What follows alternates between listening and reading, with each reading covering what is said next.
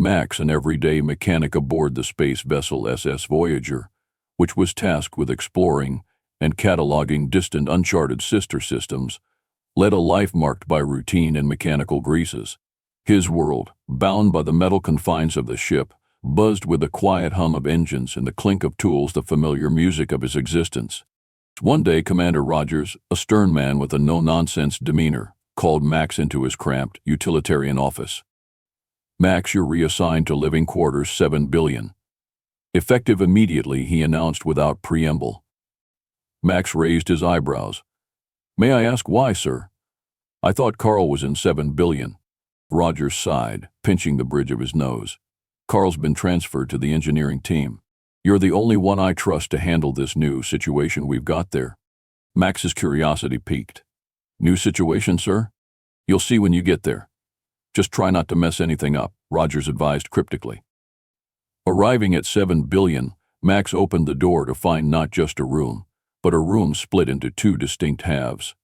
One side was typical bunk, locker, small workspace. The other half was dominated by a large, transparent stasis chamber containing an alien, her features both strange and mesmerizing. She was distinctly non-human, shimmering skin, lithe build, and eyes closed in slumber. "What in the?" Max started, his words trailing off as he approached the chamber, intrigued and wary. "Quite something, isn't she?" came a voice from the doorway. Turning around, Max found Dr. Ava Simmons, a biologist aboard the Voyager, standing with a clipboard in hand. "Dr. Simmons, what's this about?" "She's from a recently discovered cryopod on Darren 4. Been asleep for, a few millennia at least," Ava explained, her eyes twinkling with scientific fervor. "We've named her Jara.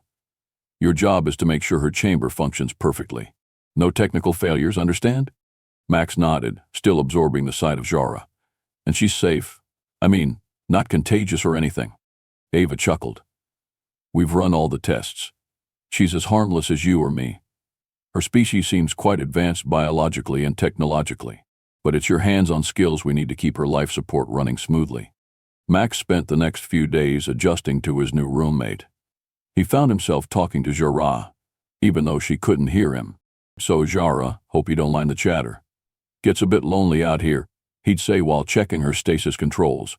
One evening, while Max was replacing a coolant module beside the chamber, his tool slipped, tapping the control panel in just the wrong way. The chamber beeped ominously, and lights flashed. Max froze, heart racing. Suddenly, Jara's eyes fluttered open. They glowed a soft, luminescent blue. Max stepped back, his mind racing. "Oh no, this can't be good." Jara sat up, looking around with wide, curious eyes. She spoke, her voice melodic but incomprehensible, filled with lilting, musical tones. Max, remembering his translator unit, quickly clipped it to his belt and activated it. Hi there. I'm Max. Looks like I might have woken you up by accident." Jara tilted her head, absorbing her surroundings, and then her gaze fixed on Max. "Max," she repeated, her voice echoing through the translator with slight static. "I am Jara. Where am I?" "You're on the SS Voyager. We found you in stasis on a planet called Darren 4. You've been asleep for a long, long time," Max explained slowly. Jara looked around with a growing sense of wonder and a touch of apprehension. "I see. And you have awakened me, Max. Now I cannot stop wanting to learn about this place, about you." Max chuckled nervously, rubbing the back of his neck. As Jara's curiosity about her new world grew, so did their unlikely friendship, beginning a series of events neither of them could have predicted. Max couldn't have known then how deeply this accidental awakening would change not just his routine, but his entire life. Max woke to the gentle hum of the ship, but today it carried a new rhythm, one punctuated by the soft sounds of Jara moving about in their shared quarters. He rubbed his eyes, still not fully believing the surreal twist his life had taken since Jara's accidental awakening. Pulling himself out of bed, he shuffled into the small shared kitchen area, where Jara was examining a food synthesizer with fascinated scrutiny. "Good morning," Max greeted, his voice still groggy from sleep. Jara turned, her luminescent eyes brightening. "Max, good morning. I was just trying to understand this device. It creates food, correct?" "Yeah, you choose what you want from the menu here," Max explained, pointing to the digital display, and it synthesizes a version of it for you. What were you thinking of trying? I do not require sustenance in the same way you do, Jara noted, but I am curious about human food. Max chuckled. Well, let's get you started with something simple. How about toast? Toast, she repeated, rolling the unfamiliar word around. Yes, I would like to try toast. As the machine whirred to life, producing a slice of warm, crispy toast, Max glanced over at Jara, who watched every movement with keen interest. He handed her the plate with a smile. She tentatively touched the toast, then mimicked his earlier action, bringing it to her mouth and taking a small bite. Her face brightened with surprise and delight. It's crunchy and warm, pleasing, she declared. Glad you like it, Max said, grinning. Want to try putting something on it? Butter, maybe some jam? Jam, she repeated, eager to expand her new experience. As they experimented with flavors, Max found himself relaxing into the role of cultural ambassador. Jara's enthusiasm was contagious, and for a moment he could almost forget she was an alien from a long-lost civilization. Later, as they sat down with their makeshift breakfast, Jara suddenly turned serious. Max, I wish to understand more about this ship, and about you while you are here. Max sipped his coffee before responding. Well, the SS Voyager is on a mission to explore unknown parts of the galaxy. We're here to find new planets, study them, maybe discover other civilizations. As for me, I'm just a guy who is good with machines, looking for adventure, I guess. Jara nodded thoughtfully. Adventure, and what have you discovered so far? Before you? Not much beyond rocks and ice, Max admitted with a shrug. But finding you? That's probably the biggest discovery of my career, and I'm just the mechanic. Jara seemed to ponder this, her gaze drifting around the room, settling on everything from the small potted plant on the windowsill to the photos pinned on the wall, images of Max's family and friends from Earth. Tell me about them, your family, Jara requested, pointing to a photo of a smiling group. Max picked up the photo, a touch of homesickness in his voice. That's my mom, my dad, and my 2 sisters. They're back on Earth. I send them messages, but it's not the same as being there. Do you miss them? Jara asked, her voice soft. Every day, Max confessed. But being up here, it's worth it. I'm part of something bigger, you know? Jara nodded slowly, her eyes reflecting a starry curiosity. I understand, in a way. My people were also explorers. We reached for the stars, seeking to understand the universe. So, by her reflection, Max suggested, why don't we take a tour of the ship? I can show you around, introduce you to some of the crew. It'll help you get a better feel for the place. I would like that very much, Jara agreed, a spark of excitement in her voice. As they spent the day touring the SS Voyager, Max introduced Jara to his colleagues, engineers, scientists, and the command staff. Each introduction brought new questions from Jara, her desire to learn as vast as the space that surrounded them. But their day concluded on the observation deck, gazing out at the infinite expanse of stars. This, Jara said, gesturing to the vast cosmos, makes me feel less alone. Max smiled, looking from the stars back to her. You know, Jara, I think I feel the same.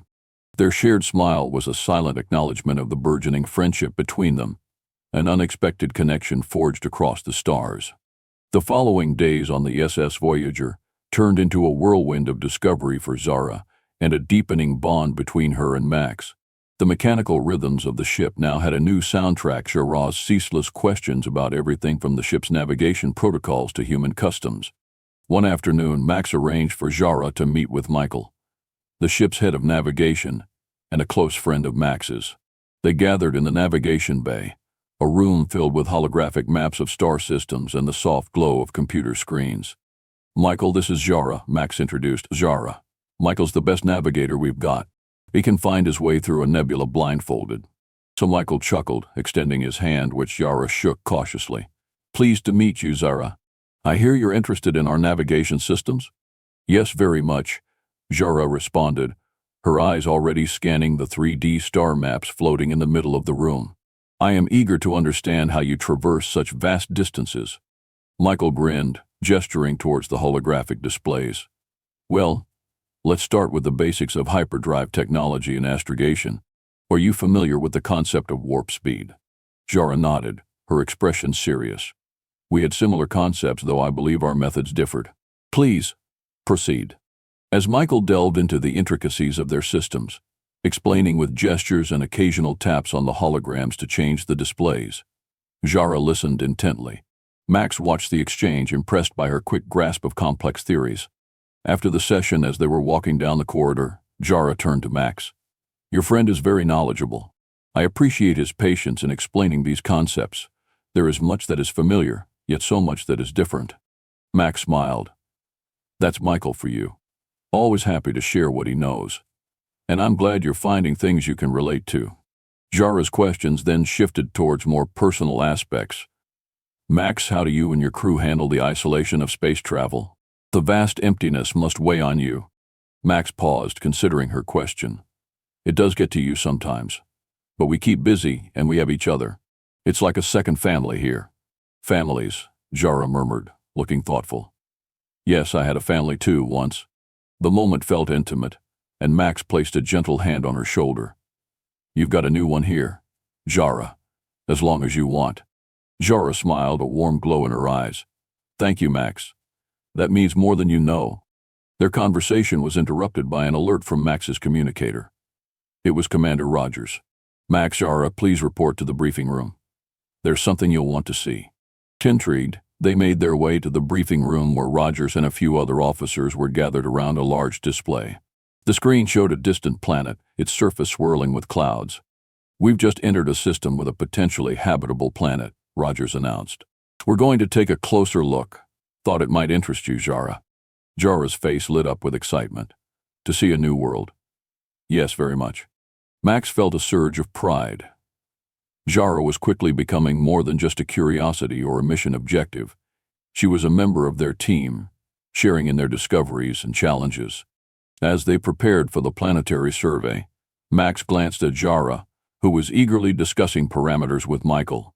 He realized that her curiosity was not just about learning. It was about connecting, understanding this new world she found herself in. And in doing so, she was also helping them see their universe through fresh eyes, a reminder of why they explored the stars. Together, they stepped into the survey shuttle, ready to face whatever this new world held.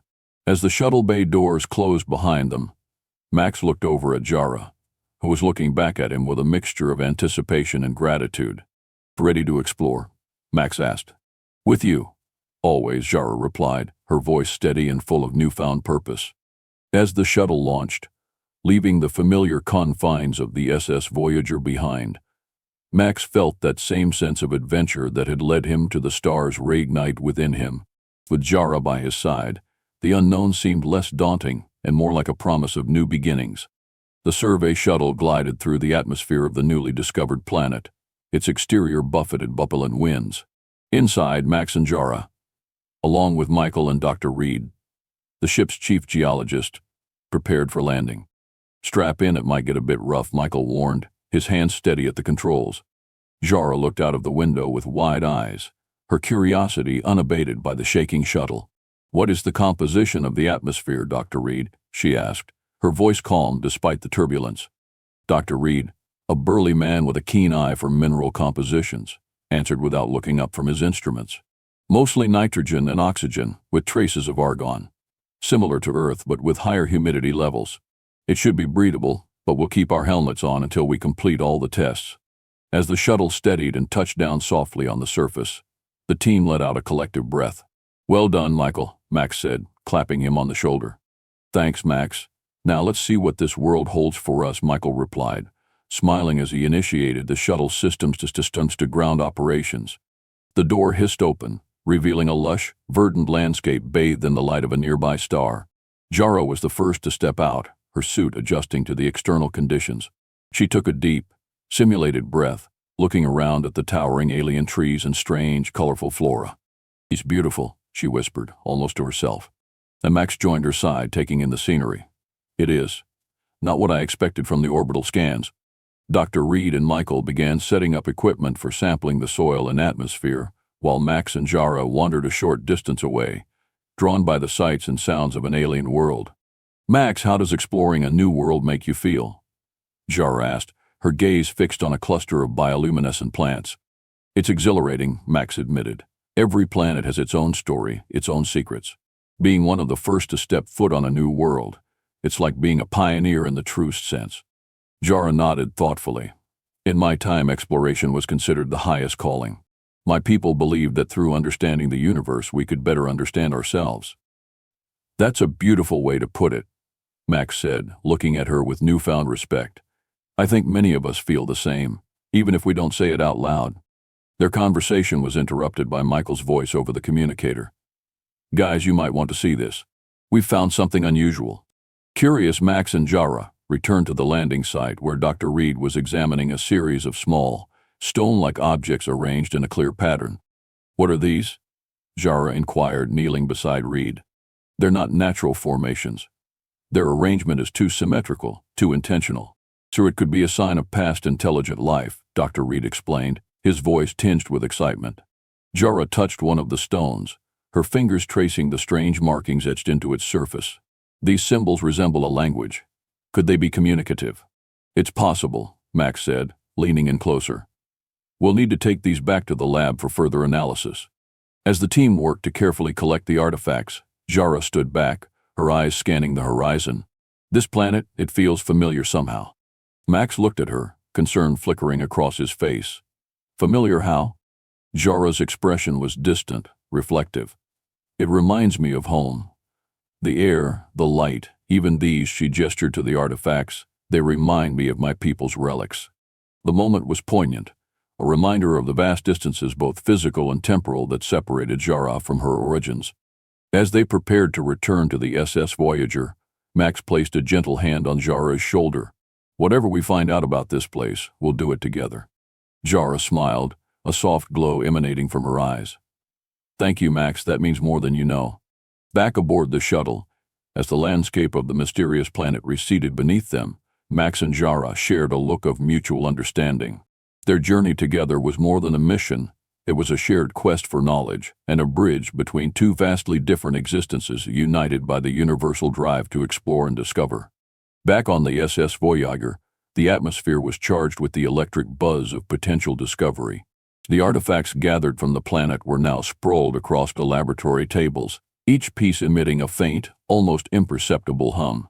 Max, Jara, and Dr. Reed, along with the linguist Dr. Henry Lai, were huddled over the relics, trying to decipher the cryptic symbols etched into their surfaces. Dr. Liu, an older man with a penchant for ancient languages, adjusted his glasses as he examined the markings with a magnifier.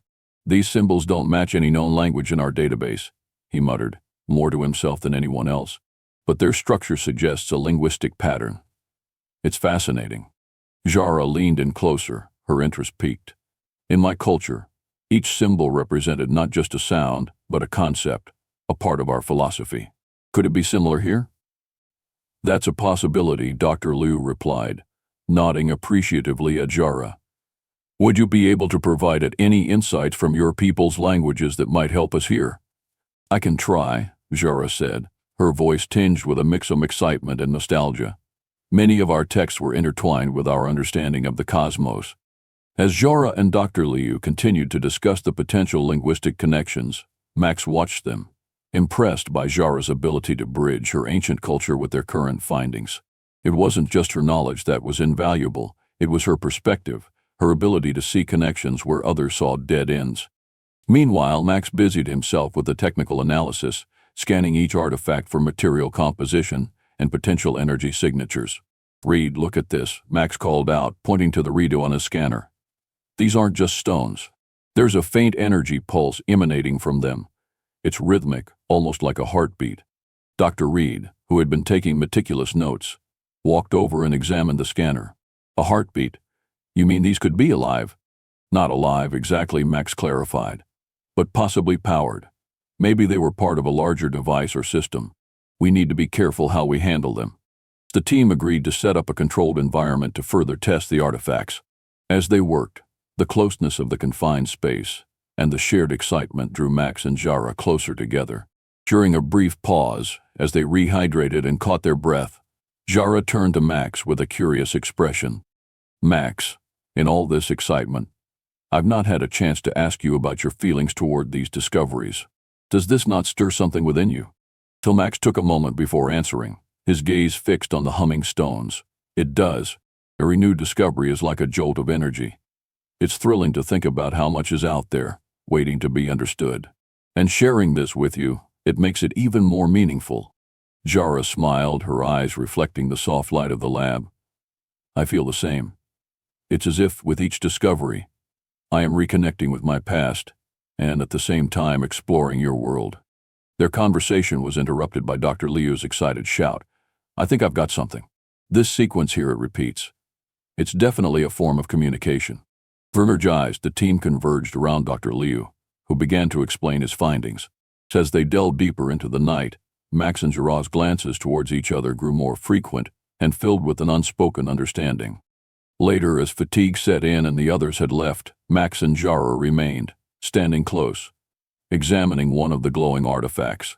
The lab was quiet, the only sound the soft hum of the artifact and their own breathing. Jara reached out, her hand brushing against Max's as they both held the artifact. The contact sparked a surge of energy that seemed to flow through them both. They looked at each other, startled and electrified by the connection. Did you feel that? Max asked, his voice low. Jara nodded, her eyes wide. I did. It's like the artifact responded to our touch. To us. Max stepped closer, driven by a mix of curiosity and a deeper, more primal pull. Maybe it's not just the artifact, he whispered, leaning in. Their lips met, tentatively at first, then with growing passion. The kiss deepened, and they found themselves moving closer, their bodies pressing together. As they kissed, the hum of the artifact grew louder, its glow brighter, as if mirroring the energy between them. When they finally broke apart, breathless, Max looked into Jara's glowing eyes. And I don't know what's happening, he admitted, but I don't want it to stop. Jara smiled, her voice a whisper of sound and emotion. Neither do I, Max, neither do I. The morning light filtered softly through the windows of the lab, casting long shadows over the still figures of Max and Jara.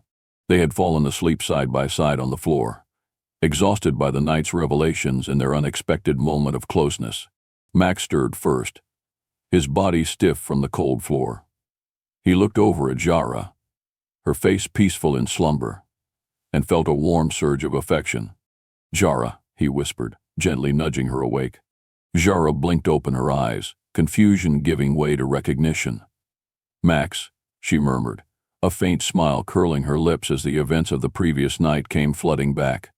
We should probably check on the artifacts, Max suggested, his voice low, not wanting to fully disrupt the quiet intimacy of the moment. Jara nodded, and they both got up, stretching out the stiffness. They approached the table where the artifacts lay still humming softly, the glow dimmer now in the daylight. Max picked up his scanner, checking the readings. The energy levels are stable. Whatever happened last night, it didn't harm them. Jara watched him work, her mind racing with questions not just about the artifacts but also about what had transpired between them. Max, about last night. Max met her gaze, his expression serious. I know, we need to talk about it. But first, let's make sure everything here is secure. We can go for breakfast and discuss everything. Jara agreed. And after ensuring the security of the lab, they walked to the ship's mess hall in silence, each lost in thought. Seated with synthetic coffee and rehydrated eggs, the awkwardness lingered until Max broke the silence. Jara, I felt it too, Max, Jara interjected, her voice earnest. The connection, it was not just physical. It was more profound. Max took a deep breath, relief and anxiety mingling in his chest. I felt that too, and I want to explore this with you, but we need to be careful. We don't fully understand what the artifacts are capable of or how they interact with us. Jara considered this, her brow furrowing. You think what happened might be influenced by the artifacts? It's possible, Max replied. They responded to our touch, increased in energy when we were close. Dr. Reed joined them at the table, his presence a reminder of the world outside their bubble. Morning, you two. I've sent the preliminary analysis to Commander Rogers. He's excited. Thinks this could be a major discovery. That's great, Max responded, though his mind was clearly elsewhere. Reed noticed the tension and frowned slightly. Everything okay with you guys? Just tired, Jara answered quickly, offering a smile. It was a long night. Reed nodded, accepting her explanation but still looking curious. Well, I'll leave you to breakfast. Remember, we have a meeting with the whole science team in an hour. After Reed left, Max turned back to Jara. We should probably keep what's happening between us under wraps. At least until we know more. Jara agreed. Yes, for now. But Max, I do not want to stop discovering this, us. It is as significant to me as any planetary discovery. Max reached across the table, taking her hand. It is to me, too. Let's take this one step at a time, figure out what this all means. Together. Jara squeezed his hand, the simple touch sending a warm pulse through them both, no artifact needed. After breakfast, they attended the meeting, presenting their findings and discussing the next steps for the artifact research. Throughout it all, Max and Jara exchanged subtle glances, their shared secret adding a layer of complexity to their interactions but also binding them closer together. As they left the meeting, Max whispered to Jara, "Let's talk more tonight, okay?" Jara nodded, her eyes glowing softly. "I would like that, Max, very much." They parted ways, each filled with a mix of professional excitement and personal anticipation, their relationship evolving amidst the backdrop of cosmic discovery. The day's work lay ahead, but the promise of the evening offered a new type of exploration, one that neither Max nor Jara wanted to delay. As the SS Voyager continued its journey through the cosmos, Max and Jara's relationship deepened amidst the routine of ship life. Their shared experience with the mysterious artifacts had created a bond that was both complex and increasingly intimate, yet they navigated their growing closeness with a mixture of caution and curiosity, mindful of the unknown properties of their archaeological find. One evening, in the relative quiet of the ship's observation lounge, Max and Jara met to discuss both the artifacts and the new dynamics of their relationship. The lounge offered a panoramic view of the star-studded blackness outside, a backdrop that seemed to underscore the vastness of their current situation. Max broke the silence first, his tone contemplative. "You know, every day I learn something new from you, about your culture, your technology. It's like you're this living link to a whole different universe." Jara smiled, her eyes reflecting the starlight. "And I am learning from you too, about humanity, about emotions, about personal connections." "It's strange," Max continued, "how working on those artifacts brought us here. I wonder if we would have ended up here without them." "I believe we would have," Jara responded quietly. "There is something inevitable about this connection, don't you think?" Their conversation was interrupted by the arrival of Michael, who greeted them with a knowing smile. "Evening, you two. Mind if I join you for a bit of stargazing?" "Not at all," Max replied, shifting to make room. "Actually, Michael, you might help us with something." Michael raised an eyebrow, settling into the seat beside them. "Oh, what's on your minds?" Max and Jara exchanged a glance, then Jara spoke. "We were discussing the artifacts. The energy they emit seems to respond to emotional states, particularly ours." So Michael nodded, his expression turning serious. "I noticed that too during the tests. It's like they're tuned to emotional frequencies. Any thoughts on why that might be?" "We're not sure," Max admitted. "But it might explain the intensity of our interactions when we're working with them." Michael considered this for a moment. "It's possible the artifacts were designed to facilitate communication or connection, maybe even empathy, between users. But if your feelings are indeed amplifying their reactions, we might be looking at a form of technology that's entirely new to us."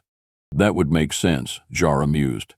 "My people often use technology to enhance emotional exchanges. It was believed to strengthen societal bonds." Max looked from Michael to Jara, a slow realization dawning. "So in a way the artifacts might be encouraging us to explore those bonds with each other." "Precisely," Michael agreed. "It's an intriguing theory, worth exploring with caution." The three sat in reflective silence, the implications of their conversation spinning out like the distant stars. After a while, Michael clapped his hands on his knees. "Well, I'll leave you two to it. Sounds like you've got a lot to ponder." After Michael left, Jara turned to Max. "He might be onto something. Perhaps we should consider conducting controlled experiments to see how the artifacts react under different emotional stimuli." "I agree," Max said, his gaze intense. "But let's not forget to explore this," he gestured between them, "our own connection, without the influence of any artifacts. Just see where it goes." Jara reached out, taking his hand. "I would like that very much, Max." They spent the rest of the evening discussing plans for their next steps, both scientific and personal. As the SS Voyager sailed on through the night, Max and Jara sat together, their hands clasped, the stars above witness to their quiet, burgeoning romance. Their dual journey of discovery was far from over, but each was certain of one thing: No matter where the research led, the journey they were on together was just as important. This shared exploration, under the endless cosmic ballet, was deepening their bond in ways neither had anticipated, weaving their lives together with each passing star. As the days passed, the tension between duty and emotion grew stronger for both Max and Jara. The mystery of the artifacts was captivating, but their personal connection had also become impossible to ignore. Their work together was more seamless than ever, but the line between professional and personal had blurred beyond recognition. One morning, Max stood in the lab, meticulously calibrating the equipment to run another series of tests on the artifacts. Jara entered quietly, her presence warm and familiar. She came to stand beside him, watching as he adjusted the settings. "You didn't sleep much last night," Jara observed, her voice soft. "You've been distracted." Max sighed, setting the tools down. He turned to face her, his expression heavy with the weight of what had been on his mind. "I've been thinking about us. About what happens next." Jara's glowing eyes met his, a silent acknowledgement passing between them. "You've been worried about the future," she said, understanding immediately. "I can feel it." Max nodded, leaning back against the table, crossing his arms. "Yeah, I have. This thing between us, it's real, Jara, and I want it. But we're on a ship headed for the unknown. We don't even know how long you'll be staying with us, or what we'll find next. What happens when the mission's over?" Jara stepped closer, her hand brushing against his. "I've been thinking about that as well. My people, my history, it's gone, lost to time. I have no home to return to. The SS Voyager is the only place I've known in this new era, and you are the only person who has made me feel like I belong." Max's heart ached at her words, and he reached out to take her hand fully, feeling the warmth of her skin against his. "You do belong, Jara. You're a part of this crew, and a part of me now." She smiled softly, but there was something bittersweet in her expression. "But what happens when your mission is over? When your ship returns to Earth? What will I do then?" Max shook his head. "I don't have all the answers, but I know I don't want to lose you. We'll figure it out. We have to." Jara seemed to consider this for a long moment before speaking again, her voice laced with uncertainty. "Max, I've lived through centuries in stasis, and now I'm here in your time. But I feel like I'm constantly being pulled between two worlds, the one I lost and the one I've found with you. It's hard to explain." Max tightened his grip on her hand. "You don't have to explain. I understand more than you think." Their eyes locked in a moment of shared vulnerability, both of them feeling the weight of the decision that loomed ahead. The future was uncertain, but their bond had grown too deep to simply walk away from. Suddenly, their conversation was interrupted by a sharp beep from the nearby console. Max pulled away reluctantly to check the alert. "It's the artifacts," he said, his tone serious. "The energy levels are spiking again." Jara frowned. "We didn't touch them. Why would they react now?" Max quickly moved to the console and began running a diagnostic. The readings were erratic, fluctuating wildly between high and low energy levels. "Something's triggering them, but I don't know what." As they worked together to assess the situation, the tension from their earlier conversation seemed to seep into the air around them. It wasn't just the artifacts that were unstable, there was something unspoken still lingering between them. Max's brow furrowed as he studied the data. These energy patterns, they're reacting to something in the environment. It's like they're syncing with something outside of us. Jara stepped beside him, her gaze fixed on the glowing artifacts. "I can feel it," she said quietly. "It's like they're reaching out." Max glanced at her, concern etched on his face. "Reaching out to what?" Before Jara could respond, the artifacts began to pulse with a low, steady hum, their glow intensifying. Max backed away from the table, motioning for Jara to do the same. "We need to call the team, get this under control." Jara, however, was transfixed. Her eyes locked onto the artifacts, and for a moment Max could see something shift in her expression, a recognition, perhaps. "Max, wait," she whispered. "I think I know what they're doing." "What?" Max asked, his voice filled with urgency. "What do you mean?" Jara turned to him, her face illuminated by the soft glow of the artifacts. "They're not just tools or relics. They're a way to connect. They're looking for something, someone." Max's breath caught in his throat as he realized the implications of her words. "Are you saying they're searching for more of your kind, or something connected to your people?" Jara nodded slowly. "It's possible. The artifacts could be reaching across time and space, trying to find a signal, a response. Max's mind raced. If the artifacts were reaching out, it could mean they were on the verge of discovering something monumental. But it also raised more questions about Jara's past and their future. What do we do? Max asked, his voice low but steady. Jara hesitated, her eyes searching his. If we follow this signal, we may uncover more about my people. We may find answers. But Max, if we go down this path, I don't know what we'll find. I don't know where it will lead. Max took a deep breath, his gaze unwavering. We'll go together, no matter what happens. Jara smiled, a mixture of relief and gratitude washing over her. Then we'll take this step together. As they began preparing for the next phase of their journey, Max felt a surge of determination. Whatever the future held, whether it was answers to Jara's past or the uncertainty of their relationship, they would face it side by side. There was no turning back now.